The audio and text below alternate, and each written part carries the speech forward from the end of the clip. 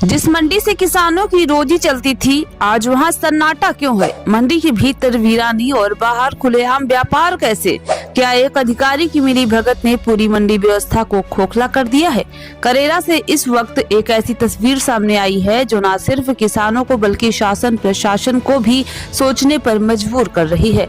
करेरा कृषि उपज मंडी, जो कभी क्षेत्र के किसानों की आर्थिक रीढ़ मानी जाती थी, आज भ्रष्टाचार की चपेट में आकर अपनी अंतिम सांसें गिनती नजर आ रही है।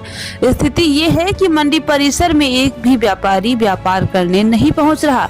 नीलामी स्थल, प्लेटफॉर्म और शेड वीरान पड़े हैं।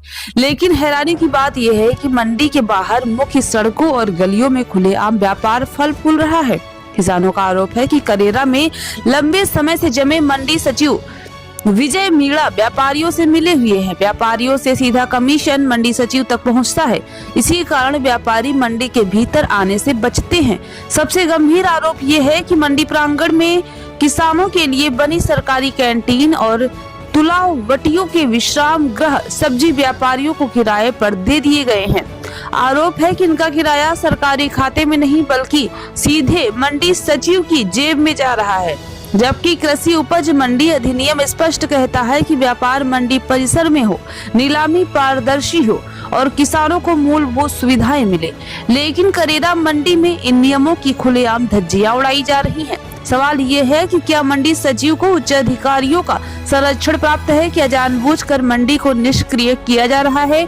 मंडी के बाहर हो रहे अवैध व्यापार से न सिर्फ किसानों को नुकसान है बल्कि सरकार को मंडी शुल्क का सीधा राजस्व नुकसान भी उठाना पड़ रहा है।